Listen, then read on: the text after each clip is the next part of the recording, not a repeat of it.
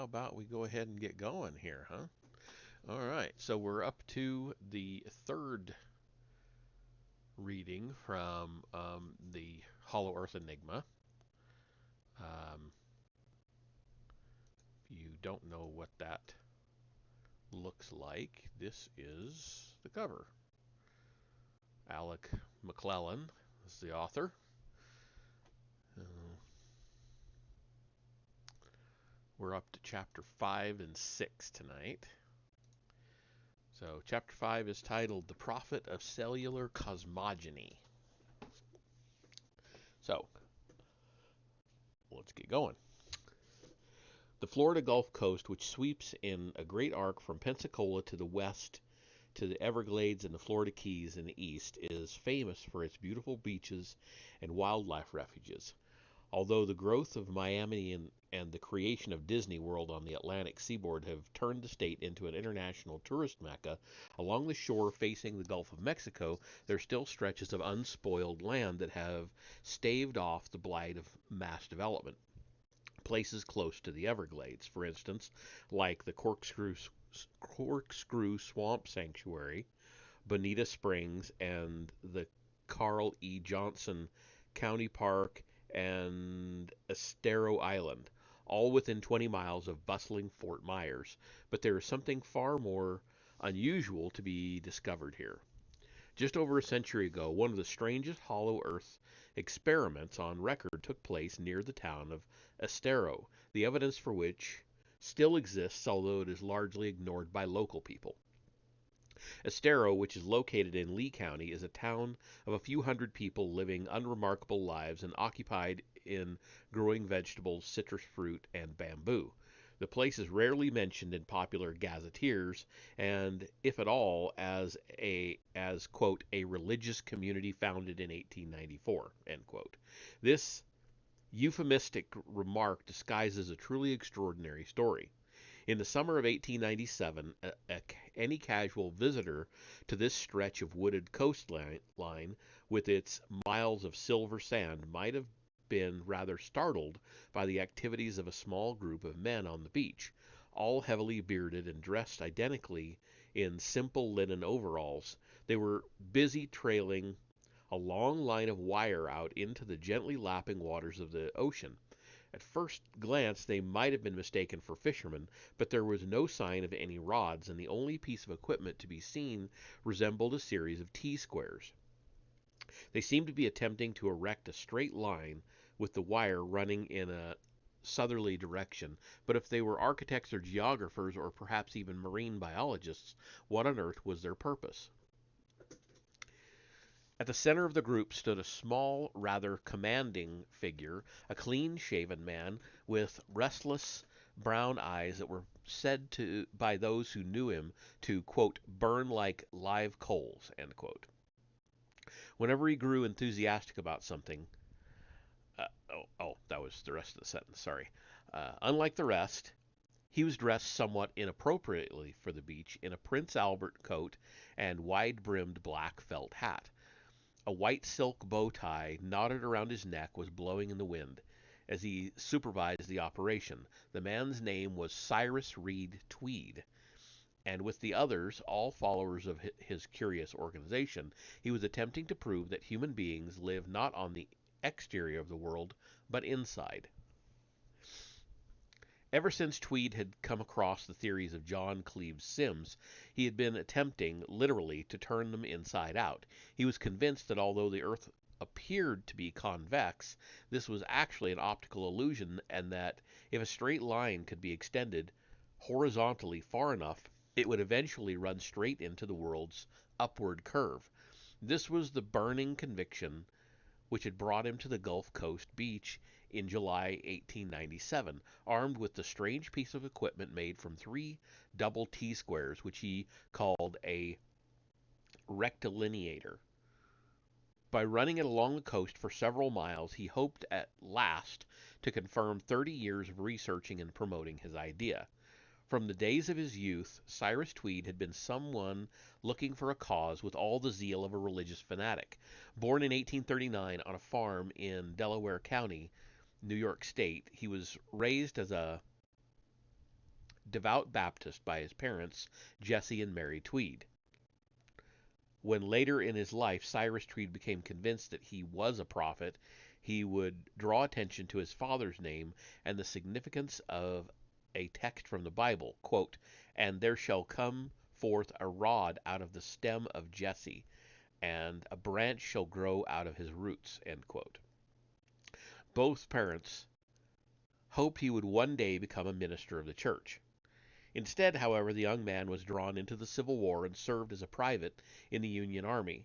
For much of this time, he was attached to a field hospital, and there, like Sims before him, began in his spare time to develop an interest in alternative science and medicine.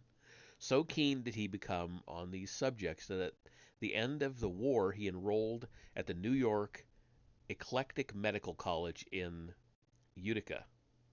Is that how you pronounce that? UTICA. A center for the then popular medical cult of eclecticism, which studied herbal remedies. After 3 years at the college, Tweed graduated, and a month later set himself up in Utica as a practicing physician. Again, like Sims, Tweed found himself puzzled by much that conventional science taught about the Earth. The concept of a world spinning in infinite space disturbed him, as it seemed quite out of keeping with the words of the Bible in which he placed such implicit faith. He began to look for answers by practicing what he called alchemy, not the unorthodox chemistry of the ancient alchemists, but a kind of meditation on the nature of the universe. At 30 years of age, this meditation was to result in an event, a vision, he called it, which changed his life. One night in 1869, as he sat alone at midnight in his organoalchemical laboratory, his study in Utica, Tweed was suddenly aware of a beautiful, ethereal woman standing in the room. After a moment of silence, the figure addressed him as the prophet Koresh, the Hebrew equivalent of Cyrus. She was, he knew at once, a spirit from God. In an explanatory pamphlet he later wrote, entitled The Illumination of Koresh, Marvelous Experience of the Great Alchemist at Utica, New York, Tweed described their subsequent conversation. The spirit told him he had lived several previous lives and was now sorry, I don't know why I'm stumbling so much. The spirit told him he had lived several previous lives and was now destined to become the new Messiah. To fulfill his mission, he must possess universal wisdom, she said, and the most vital element of this was an understanding of the earth. According to the true cosmogony, quote, the surface upon which humanity dwells is diametrically the obverse of modern scientific claims that the earth is convex, end quote. The Bible itself confirmed this in the verse that God, quote, hath measured the waters in the hollow of his hand, end quote. Tweed was to spread the word to all mankind, the Spirit added before disappearing. This special revelation, quote unquote, as Tweed later referred to it, was what he had been waiting for all his life. He at once threw himself into more research and contemplation, and in 1870 published a second treatise in which he outlined the new astronomical facts, quote unquote, he had discovered and gave them a name, the cellular cosmogony, the Earth a concave sphere. It was issued bearing the pseudonym Prophet Koresh. In the book, Tweed explained that the Earth was just like an egg.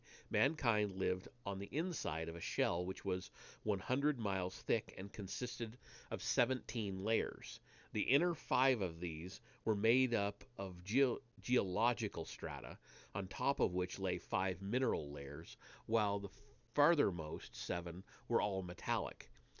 It was impossible to see across from one side of the shell to the other because the atmosphere was so dense, which was the reason why land masses we knew to be on the opposite side of the world, such as Australia, could not be seen by looking upwards. This atmosphere also made it impossible to see the real sun. Instead, the hollow earth was illuminated by a sort of a ersatz sun, which was a reflection of the original. When the real sun had its dark side towards us, said Tweed, this created the illusion of a rising and setting body which brought the night time. The moon, too, was just a reflection, though of the earth, and the planets were merely a host of floating mercurial disks. In other words, they were not material objects at all, but focal points of light.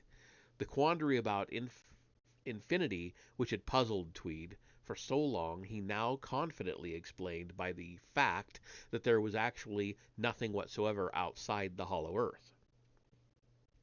In later chapters of the cellular cosmogony, the author went into more detail about the composition of the so-called heavenly bodies, although his love of elaborate prose and pseudoscientific terms made it difficult for readers to follow many of his arguments. Planets, for instance, he described as, quote, spheres of substance aggregated through the impact of afferent and efferent fluxions of essence, end quote, while comets were, quote, composed of a cruasic force caused by the condensation of substance through the dissipation of the caloric substance at the opening of the electromagnetic circuits which closes the conduits of solar and lunar energy, end quote. Perhaps not surprisingly, the hostile reception to Tweed's book led to him being branded as a crank in some quarters and even a madman in others, but he was not a man easily deterred, replying to one particularly vitriolic review with all the assurance of one already living the role of a prophet. Quote, the opposition to my work is as unreasonable, absurd, and idiotic as that manifested against the work of Harvey and Galileo, end quote. Curiously, he drew no comparisons with John Cleves Symmes. As times went by, Tweed steadily drew together a small band of followers. However, as his enthusiasm for cellular cosmogony grew ever stronger, so his medical practice in Utica suffered, especially when local gossip labeled him as the crazy doctor. In despair, his wife Edith left him, taking their only child, Douglas. Not to be deflected from what he saw as his mission, Cyrus Tweed abandoned medicine and decided to tour the nation lecturing about the true nature of the earth.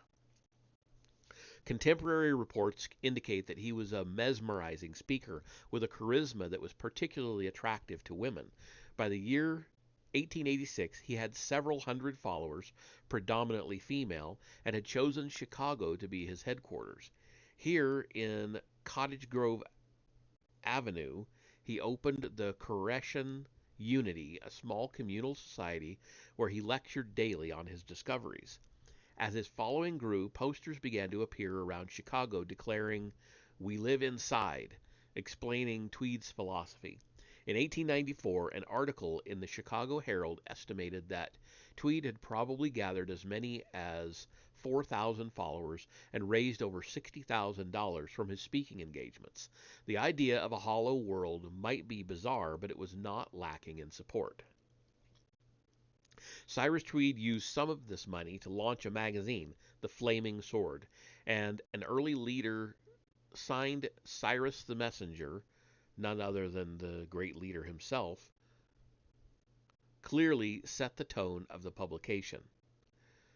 Quote, we have devoted much energy and effort to bring the question of Koreshan universology permanently before the people for public discussion. In this effort, we have been held up to insolent ridicule and most bitter persecution with the invariable rule to which every innovation upon prevailing public sentiment is subject. We have pushed our claims to a knowledge of cosmology until the advocates of the spurious sciences, quote unquote, begin to feel their insecurity, end quote. So sciences was in quotes. History does not record whether Tweed in time began to feel a sense of insecurity about continuing his mission in Chicago, but in 1894 he decided to move himself and his followers to a more peaceful location on the Florida Gulf Coast. Here, just 16 miles south of Fort Myers, he purchased a piece of land and announced the establishment of a new community to be called Estero, where he would continue his work to prove that humanity lived on the inside of the earth. The town would in time, he said, be the New Jerusalem, and ultimately the capital of the world as he believed it to be, home to 8 million believers. In fact, less than 200 people settled in the neighborhood despite its idyllic climate and the beautiful scenery all around. A hand-picked group was chosen by the prophet to assist him in his work, and it was these scientists, quote unquote, who in July 1897 conducted the experiment to prove the world was round on the shore opposite what is today the 7-mile-long bathing beach of Estero Island, using the recalcinator. Re, re, no, sorry, rectilineator. I don't know why I read it that way. Rectilineator. The wire was extended for 4 miles in the direction of the Florida Keys until it plunged into the sea. Tweed was delighted. The line dropping beneath the water was proof to him that the earth was indeed curved like a giant egg.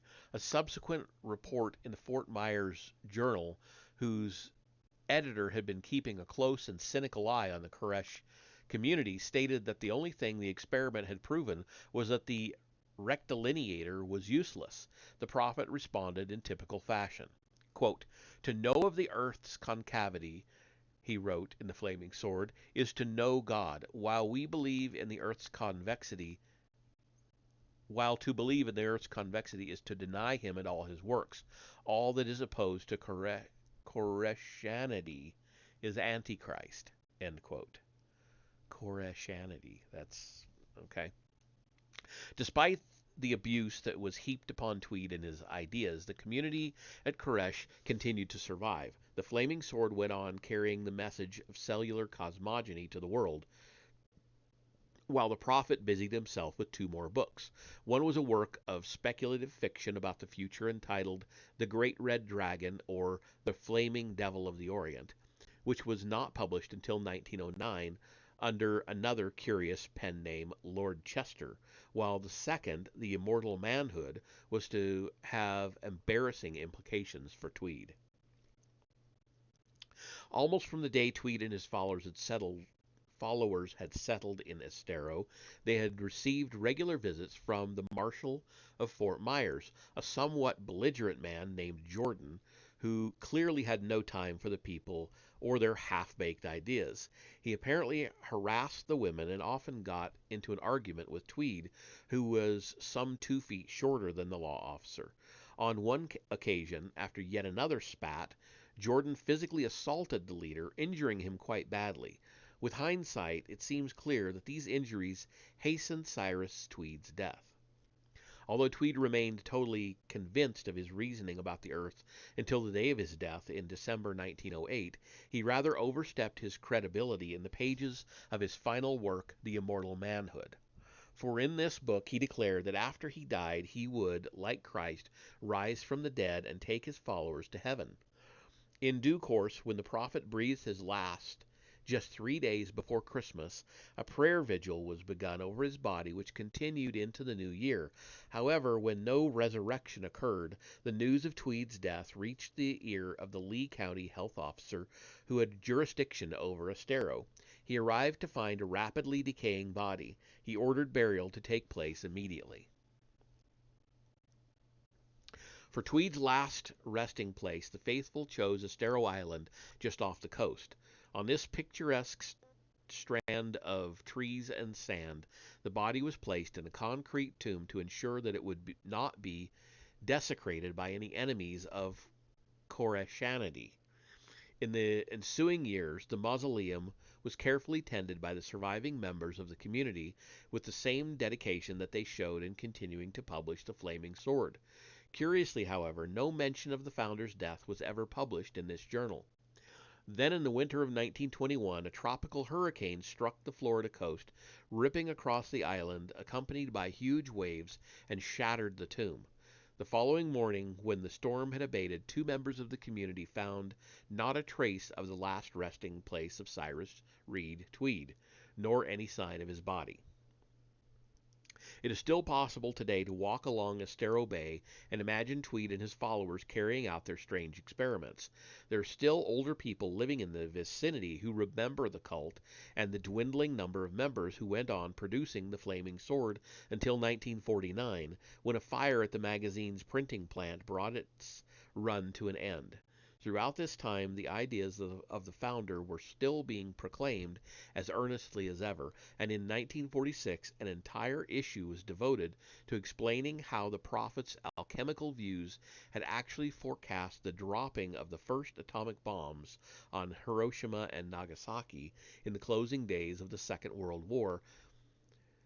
After 1949, however, all was silence. Surprisingly, the theory of cellular cosmogony attracted the interest of a number of people outside America. Notable among them was a German engineer named Gustav Mengering of Magdeburg, who embraced Tweed's ideas and in 1933 tried to repeat the experiment of bouncing an object off the side of the Earth's hollow curve. He, however, used a rocket. Rocket technology was still very much in its infancy at this time, although men had been dreaming about journeying into space for many years. Jules Verne, for one, had proposed the idea of a space gun in his novel From the Earth to the Moon in 1865, but it was a Russian schoolteacher, Konstantin Tsiolkovsky, 1857 to 1935, who had been the first to suggest a practical form of rocket propulsion.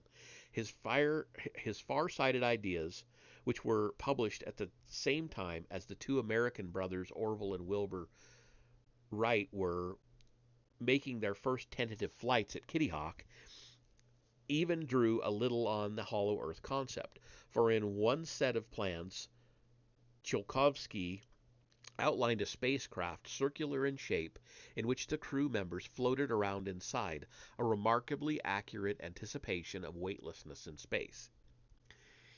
In the 1920s, experiments with liquid fuel rockets were begun in America by Robert Hutchings Goddard, and almost simultaneously in Germany by a group including a certain Werner von Braun, who established a trial ground known aptly as the Raketenflugplatz, or rocket field. Later, of course, von Braun and a number of his colleagues would be responsible for developing the V-2 rocket bombs flown against Britain in 1945, and then after the end of the war, when they all moved to America, the scientific rockets which would take men into space and a landing on the moon. When Gustav Mengering learned about the experiments being conducted at the rocket field, he decided that this offered an ideal method for proving the theory of Cyrus Tweed, which had so obsessed him for the past decade. As a leading engineer in Magdeburg and a member of the city council, he was a person of some influence. He used this to persuade his fellow councilors that if they tested the Americans' concept of a hollow earth and it was shown to be true, the town would become famous all over the world. What he proposed to ask the rocket experimenters in Berlin to do was to fire a rocket vertically upwards. If it landed on Australia, then Tweed had been right all along. Mengering was clearly a persuasive man, because in the winter of 1932 he set off for Berlin with the promise of financial support from the city council. There he met Rudolf Nebel, one of the leaders of the German Society for Space Research, and outlined his scheme.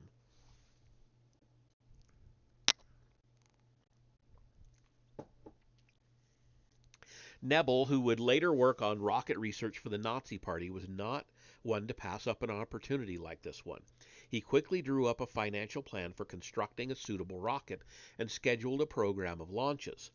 Accounts of the subsequent tests are rather sketchy, but there is no doubt that Nebel and his team spent many thousands of the marks provided by Magdeburg City Council in attempting to create a rocket far more powerful than any previously launched, in order to cross the Great Divide of Tweed's version of the Hollow Earth. Records indicate that the first rocket trial was made in March 1933 and ended with the projectile exploding on the launching ramp. Several more explosions followed before another firing took place on 9 June. This rocket did lift off but got no farther than the top of the ramp. A second launch on 13 June reached a peak altitude of 6 feet before toppling over.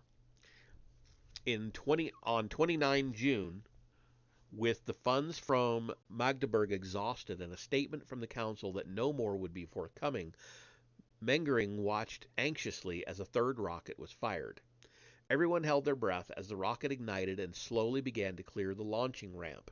For several seconds it really seemed as if this one would power up into the blue skies and settle the theory of cellular cosmogony once and for all. But instead, agonizingly slowly, the rocket swung from the vertical to the horizontal and flew for approximately 1,000 feet before exploding into the ground.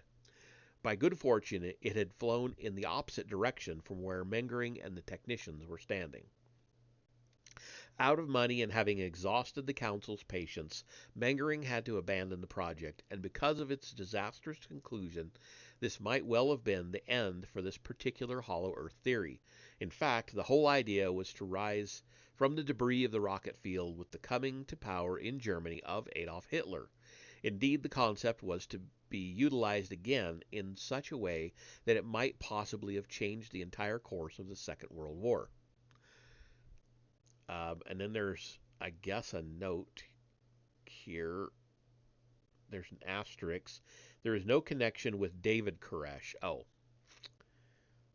yeah, the Koresh, you know, where he was the Tweed thought he was Koresh, the like second coming.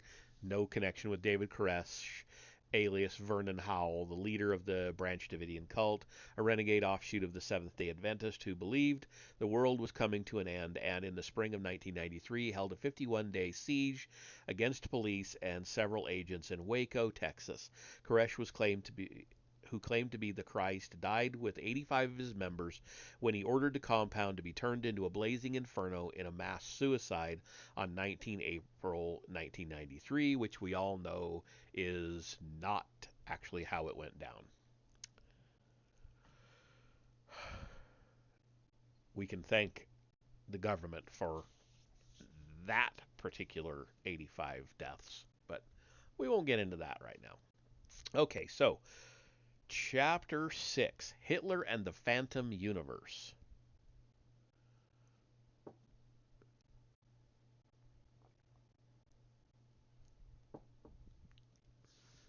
One morning early in March 1942, a former German fighter pilot, Peter Bender, who had served in the Imperial Air Force during the World War I, was ushered into the presence of the man then busily engaged in conducting the second global conflict by which he intended to revenge the nation's earlier humiliation.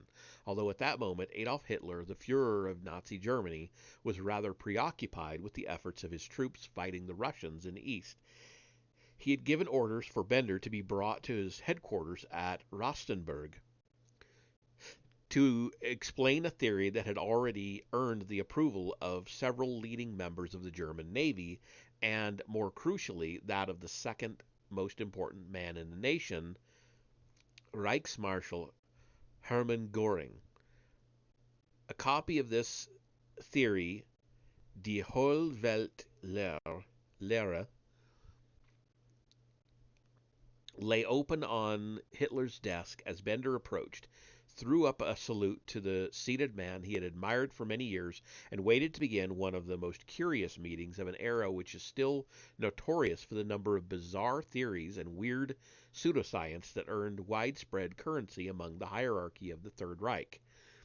There was something rather apt about a man explaining a hollow earth theory at Rastenburg, Hitler's strongly fortified encampment in an East Prussian wood close to what is now the town of Kętrzyn in Poland, officially known as the Führerhauptquartier Wolfschanz, leaders' headquarters, Fort Wolf. The fortress had been erected by the Führer's engineers and builders in 1940 and 41, with special attention to a number of elements of mythology and the occult. Nearby had stood one of the great strongholds of the Teutonic Knights, and in the grounds was a civilian graveyard and the site of a holy well associated with ancient magical powers. More significantly still, Fort Wolf was aligned according to the principles of geomancy and stood at the heart of a configuration of ley lines that pointed directly towards Moscow in the northeast. A group of the Führer's advisors, steeped in the occult, had explained to him how people in ancient times used just such a configuration to direct psychic attacks at their enemies. Even the name Rastenburg, they said, was associated with ley lines, which made it an ideal center of power. Hitler had needed no further convincing about the suitability of the site, despite its rather gloomy aspect and the swampy woodlands all around. He ordered the building of what would become, after the Berlin bunker, the most important of his headquarters. Yet for all this care and attention to esoteric detail, the Wolfschanze was still destined to be the place where the bomb plot against his life was carried out in July 1944. There were no such forebodings in the air that March morning as Hitler worked on his various plans for a new Europe. The invasion of the Soviet Union, which he had launched the previous June, was stirring again after a horrendous winter. For several months the advance had gone so well, taking his troops to within 80 miles of Moscow, but the arrival of snow in early October had rapidly been followed by sub-zero temperatures that had caused the German forces to grind to a halt. Unprepared though they were for such Arctic conditions in terms of winter clothing and freeze-free armaments, they had held out against a counteroffensive by the Red Army and prayed for the arrival of spring and a rapid thaw. Although their leader did not yet know it, by the spring of 1942 the German forces had suffered 1.168 million casualties, and the tide of the war was about to begin turning inexorably against him. Adolf Hitler's interest in the occult is, of course, well known, as is the fact that his dream of a thousand-year Reich was based on ancient Germanic lore about a super race endowed with talismanic powers who would one day rule the world. He had been born in the Austrian frontier town of Braunau, famous for its mediums, among them the brothers Willi and Rudi Schneider, who possessed psychokinetic powers that enabled them to move objects at a distance. According to Louis Pauwels and Jacques Bergier, in The Morning of the Magicians, 1960, Hitler shared the same wet nurse as Willi Schneider, and the other authors wondered, not altogether seriously, it must be said, whether both might have imbibed some mysterious powers in their milk. A few historians of the occult have also pondered whether the man who was later to become the leader of Germany might have had some precognitive ability. There is no doubt, however, that he believed implicitly in astrology and consulted his horoscope before making any major or political decision. Excuse me. Even before the war had begun, this interest was public knowledge, as an article in the Gazette de l'Essonne of 5 April 1939 indicates, quote, "Nobody believes in astrology more than Herr Hitler," the paper reported. "Every month he asks for new astrological documents. It is not by accident that his coups are all made in the month of March. Before striking, he chooses the most favorable time indicated by the stars, and March is assuredly his best month." End quote. If Peter Bender had wanted an ideal time at which to expound to Hitler his lifelong conviction about the Hollow Earth and how it might be used to the advantage of the German war effort, he could hardly have wished for a more propitious one. Not not mu- not much more than a month before, on 25 April 1942, Hitler had been talking about myths and legends during the course of his evening meal, as is recorded by Francois Gounod in Hitler's Table Talk, 1953. Quote, "Nothing prevents us from supposing that mythology is a reflection of things that have existed and of which humanity has retained a vague memory," end quote. The Fuhrer told his companions. Quote, "Who knows what discoveries would be made if we could explore the lands that are now covered by water," end quote. This then was the attitude of mind of a man to whom Bender poured out the ideas which he had first come across during World War I and had worked tirelessly ever since to substantiate.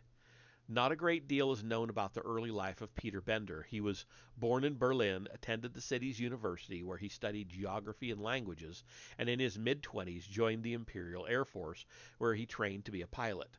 On the outbreak of the First World War, he was assigned to a wing known as the Death Squadron, commanded by a brilliant young pilot named Hermann Göring. Despite their very different natures, the two men soon became close friends. They flew missions together over France, and both were credited with a considerable number of kills. From then on, however, Göring's career was to be one of unalloyed success, which found him at the end of hostilities in November 1918 as Germany's most famous living fighter pilot. Later, he became a stunt pilot for a Swedish aircraft manufacturer, married a Swedish aristocrat, Emmy Sonnemann, and back in Germany joined the embryo Nazi Party, in which he rapidly rose to prominence and power on the coattails of its leader, Adolf Hitler. In June 1941, Göring's triumphant progress was crowned when he was named by the Fuhrer as his successor. Peter Bender fared rather less well. In the summer of 1916, while patrolling over France, and for once not in the company of his friend Göring, he was shot down by a French fighter, badly injured in the crash, and spent the next 2 years as a prisoner of war. Bender was not apparently a man driven by heroic thoughts of escape. He settled for a life of indolence in the camp while he slowly recovered his health. He did, however, enjoy reading and seized on anything related to his interest in geography. Because he could read English, his choice of material was more eclectic than most other POWs. And one day, amongst the piles of books and magazines, he came across several copies of Cyrus Tweed's The Flaming Sword. He was immediately fascinated by the concept of the human race living inside a hollow earth rather than outside, and pored over every word. His mind was still wrestling with the idea when the armistice made him a free man again, just before Christmas 1918. Back in Berlin, Bender met up again with his old friend Hermann Göring, and although both sensed they were destined to follow separate paths, they vowed to keep in touch. For all the faults that had been laid at his door, Göring was undoubtedly a loyal friend and was as good as his word to his former colleague. Due to his war wounds, Bender did not find it easy getting a job, but he finally secured a modestly paid post as a civil servant. He was still very preoccupied with Tweed's ideas, and in his spare time wrote a series of articles for occult magazines on his interpretation of the Hollow Earth. Later, he elaborated these into several pamphlets and books, in all of which he argued for a radical rethink of the nature of the world. His was not a theory, he maintained, but a doctrine, die Hohlweltlehre. Bender was by now de Hol. I thought it was D when he wrote it before. And it might be a typo or I misread it before. I don't know. Anyway, Bender was by now convinced that the universe was actually quite small. Human beings, he believed, lived on the inside surface of a hollow globe, much the same size as orthodox geography stated, but surrounded by solid rock stretching to infinity. The inhabitants were prevented from falling off the surface by certain solar radiations. The all around was a layer of air extending upwards 45 miles and then rarefying to become a complete vacuum in the center of the globe. In this space hung the sun, a red-hot ball of rock, which much smaller than science realized it, at just 200 miles in diameter. The moon, also smaller, and what he called the phantom universe. This was a mass of blue-gray gases through which pinpoints of light streamed, and they are what we refer to as the stars and are not distant planets at all. Night was caused when these gases passed in front of the sun, while the shadow of the mass on the moon produced eclipses. Such was Peter Bender's explanation for what he claimed generations of astronomers had pretended to see through their telescopes. But if this were true, Bender was asked why was a citizen of Dresden unable to look up into the sky and see Peking, or Beijing nowadays. Simple, he replied, light does not travel in straight lines, as the physicists say, but in a tight curve, returning to the surface within the space of a few miles. This phenomenon, in its turn, gives the false impression of a horizon. Bender also maintained that different wavelengths of light traveled in different curves. Finally, Die Hohlweltlehre, it is D, he wrote it D this time, D-I-E, stated that mankind was the only intelligence in the phantom universe, living in a hollow world that did not move. People were as enclosed and protected as if in a womb. It may seem surprising that Göring, with his flamboyant vanity, lust for wealth, and looted works of art, not to mention his total ruthlessness in furthering Hitler's cause, which earned him the epithet of the evil genius of Nazism, should have taken this theory at all seriously, but his friendship with Bender ran deep, and he was, above all else, a man who never dismissed any idea in which there might just be a grain of truth. When Peter Bender approached the hierarchy of the German Navy and showed them how his hollow earth might be of assistance to them, Göring probably felt happy enough in his complicity.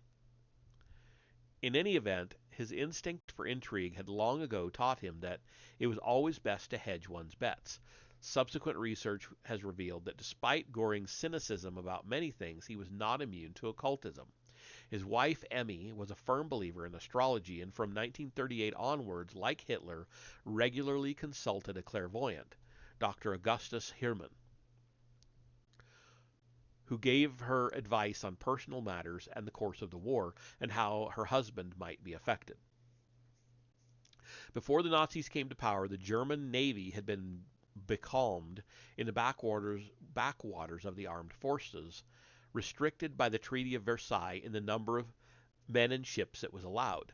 Not surprisingly, after Hitler's successful negotiation of the Anglo-German Naval Treaty in 1935, the naval hierarchy became among the party's strongest supporters. For although the size of the fleet was still restricted, an almost unlimited number of men and submarines was thereafter allowed. When Hitler went further and ordered a program of naval rearmament, their delight was redoubled, and of course they were well prepared when war broke out in 1939. So just how did the old salts of the German Navy come to view Peter Bender's doctrine of a hollow earth as something of practical use to them? His argument seems to have been both persuasive and very much to the point.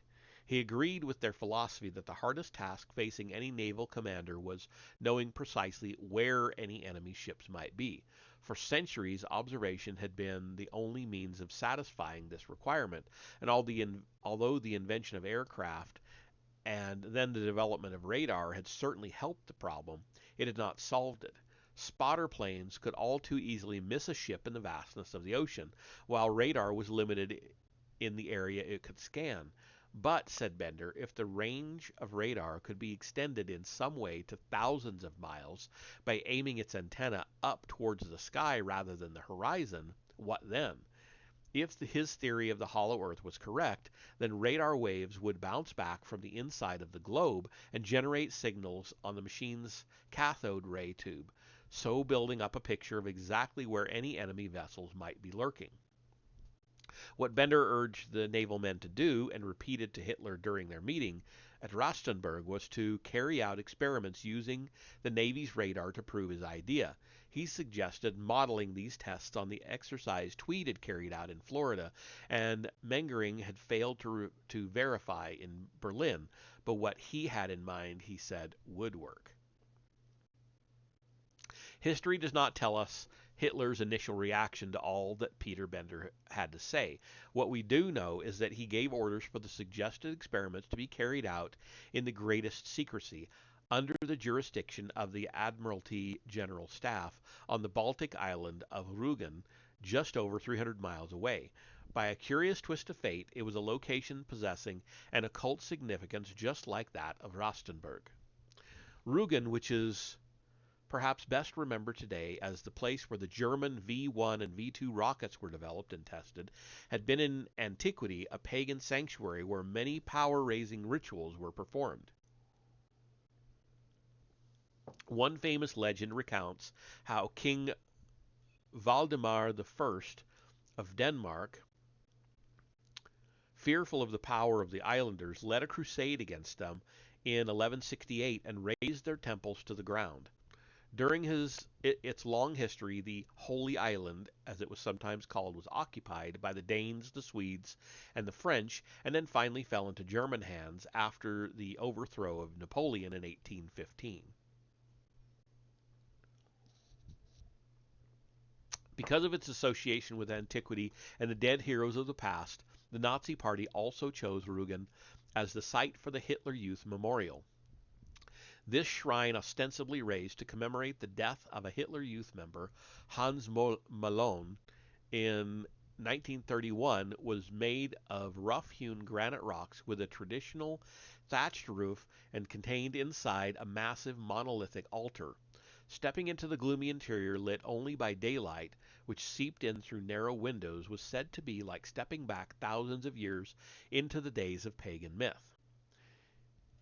It was to this island, with its ever-present reminder of ancient mysticism, that a group of German scientists and experts on radio, radar, and photography arrived just a month after Peter Bender's meeting with Hitler to put his theory to the test. They were provided with the very latest equipment German technology could muster, especially commandeered from all over the Reich, and were led by Dr. Heinz Fischer, probably the country's chief expert on infrared light, who had been summoned from his vital war work on the country's defense system. Fischer was not a happy man, believing, as he said later, that the whole idea was that of a crank. But the order he received from a member of Hitler's staff to put all his research into abeyance and report to Berlin for immediate reassignment was not one he could disobey. On a clear, bright morning in the second week of April, Dr. Fischer and his team began their tests as instructed. The still experimental infrared apparatus was set up near the northern coast of Rügen and projected into the sky at an angle of 45 degrees. Fischer, who had been fully briefed on Bender's ideas, decided to keep the knowledge from the other scientists and technicians. Not one of them knew why they were carrying out this extraordinary exercise. While the men worked, SS agents were posted around the area to maintain maximum secrecy. Soldiers also patrolled the shoreline to guard against unexpected interference from friend or enemy. For a totally unreal week, Fischer's team operated the equipment 24 hours a day. Always, it seemed to them, they were pointing in a direction in which there seemed nothing to detect. Each day, every possible adjustment was made to the radar apparatus to ensure that it was not malfunctioning, while every piece of information was carefully noted down. It all amounted to nothing. Fischer, of course, knew what the tests were supposed to show.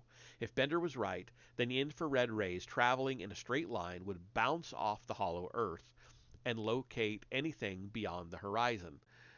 Their target was the British fleet, which was believed to be at Scapa Flow in the Orkney Islands.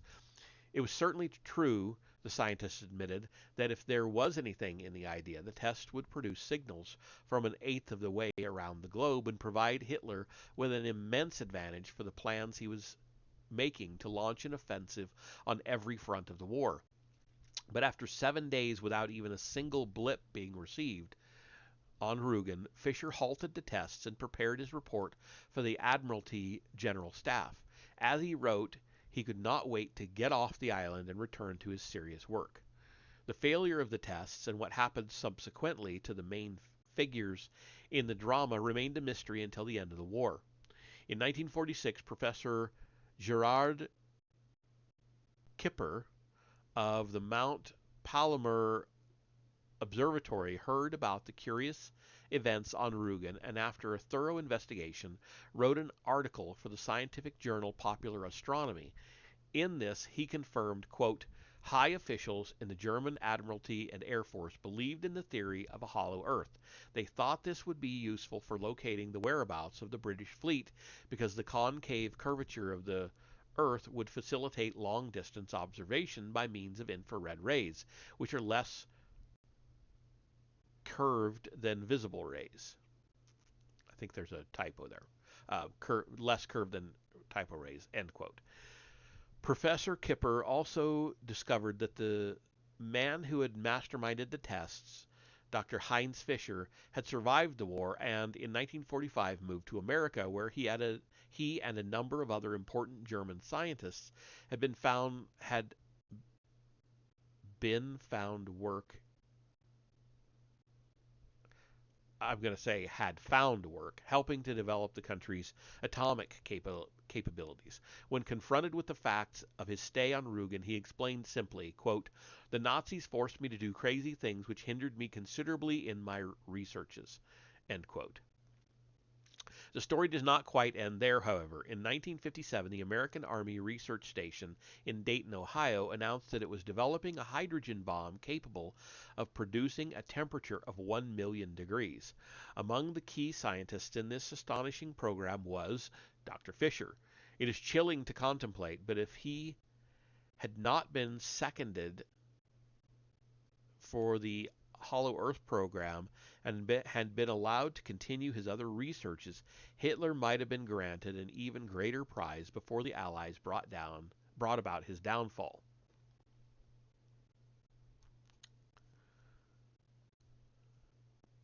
The failure at Rugen cost Peter Bender dearly. Never a man to tolerate failure, Hitler ordered the proposer of Die Hohlweltlehre to be placed in a concentration camp. When Göring heard of this, he knew there was nothing he could do to save his colleague. Once again, Bender found himself behind bars, and this time he was not even allowed the solace of books or magazines.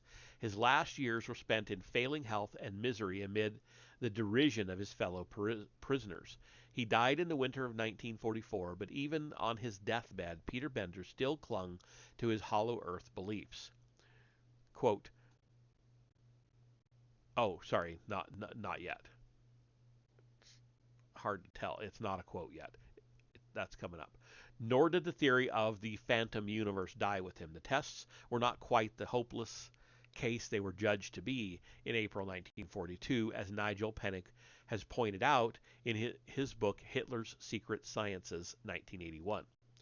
Quote, the infrared experiments on Rugen did not fail completely, for they formed the basis of a ship detection system which the Germans tried to install across the Straits of Gibraltar to monitor Allied shipping movements. Later in the war, Rugen was also used by a radar detachment tracking guided missiles launched from Peenemünde. End quote. The name of Peter Bender survived too. In 1948, a German admirer of Die Hohlweltlehre, Karl E. Neupart, issued a series of leaflets in which he restated what he believed to be the viability of the doctrine and affirmed the genius of its advocate. Copies of these papers still circulate today among a small group of Europeans who believe, like Bender, that the world is a globe entombed in solid rock, while Neupart's book Geokosmos, 1953, is regarded as the most important textbook on the subject. In the 50s, a Society for Geocosmical Research was established at Garmisch-Partenkirchen in Germany, which again adopted the theories of Tweed and his successors and published its own map of the hollow globe, which we have here. The central plank of the Society's argument was that the Earth extended infinitely in all directions. There was no hidden central sun, but the familiar sun, which was actually half dark and half light. It was permanently stationary while the inside of the Earth spun around it, completing one journey every 24 hours to provide day and night. In one of its publications, the Society declared in tones that would certainly have earned Tweed's approval, quote, "Mankind can only gain if it recognizes that for good or bad it is living in an enclosed space and at the same time is embedded in the cosmos," end quote. Okay, so we have this picture. It says the Earth as a hollow globe as envisaged by the German Society for Geocosmical Research. So I'll show you that. No labels or anything, just... Okay, so this central thing is the sun with the light showing in the eastern hemisphere and the dark side facing the western hemisphere. Okay, I guess. Okay, we're almost done with this chapter. And I'll look at how long the next one is. Because I don't know. How long have we been going here? Bear with me. Sorry. Well, about an hour. We're not doing too bad. I'll see how long the next chapter is when I finish this one. Okay, so. But to return again to the Röntgen experiments, although they effectively marked the end of Hitler's interest in the Hollow Earth theory, he never lost his obsession with the occult, and as history has shown, it contributed to his ultimate downfall. However, stories relating to the Hollow Earth continued to dog him and others in the Third Reich until the end of the war. One such tale concerns a group of Nazis who set up Operation Odessa to provide an escape route out of Germany when it became obvious that all was lost. Among the plans of this group was one for a fleet of submarines to take Hitler and his closest associates to a base set up under the ice cap of the South Pole. Here they would be safe and perhaps have time to investigate the reports of a gateway to a subterranean world. No such romantic fate was to befall Hitler, of course, but a sordid death by his own hand in the besieged bunker in the heart of Berlin. A curious footnote to this story takes us naturally to the next major event in the Hollow Earth enigma. In 1938, Hitler had ordered 3 aircraft to Antarctica to fly over what is now Queen Maud Land. Their crews were to set up a base and then drop small swastika flags over the territory and claim it for Germany. It was to be named Neue Schwabenland. With the benefit of hindsight, it seems evident that Hitler was partly interested in adding to his empire and partly in learning what lay in these regions.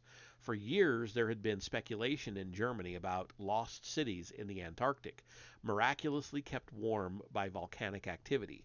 German archaeologists had led expeditions to the frozen continent in 1873, 1901, and 1911, and with the rise of interest in ancient myths during Hitler's era, especially that the South Pole region might once have been part of the Atlantean culture, it was ripe for additional fact-finding missions.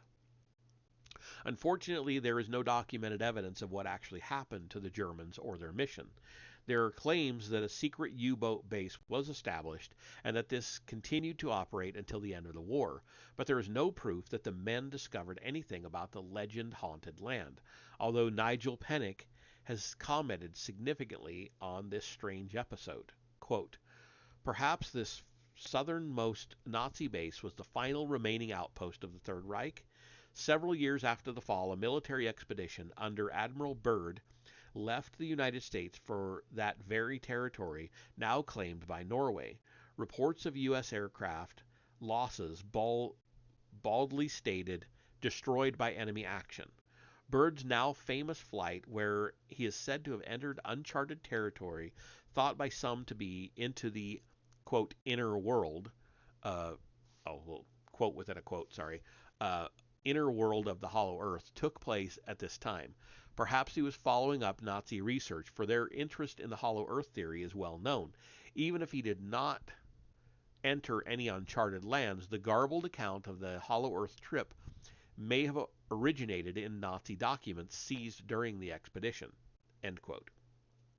In fact, since Panic wrote these words, a great deal more evidence has come to light, suggesting that Admiral Richard Byrd did indeed fly into the inner world.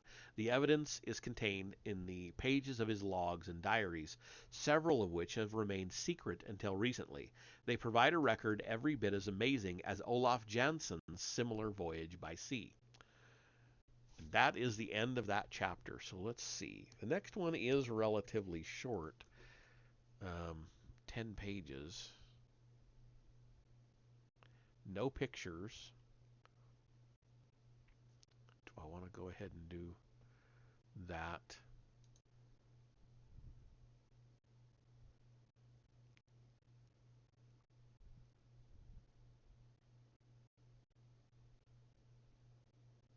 Um, no, I'm not going to. I'm just going to call it there. We'll that would make the other readings kind of cattywampus, and we'd end up with either one incredibly long one or one really really short one to finish the book out. So I'll just keep it at 2 chapters a night. So, all right. Let's see who's around. Anybody?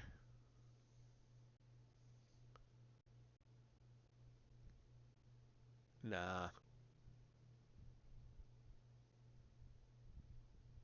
I think we'll just call it there.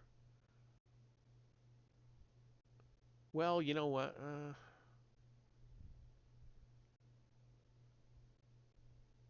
Yeah. No, we're just gonna call it there. I will see you in the next one on Monday, which is Star Wars. Have a good night.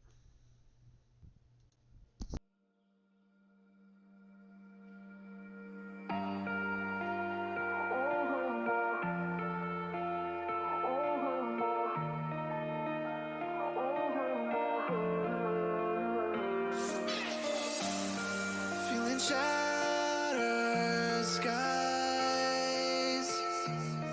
watching teary blue eyes, wonder where I might find some peace of mind. Not lights like I've had, but more sophisticated into love relations. Now disassembling my own heart, 'cause my mind's a million places and giving up. So it's in my head. So tell me it's not happening. Tell me it's not happening. Surrender myself. I feel the world collapsing, but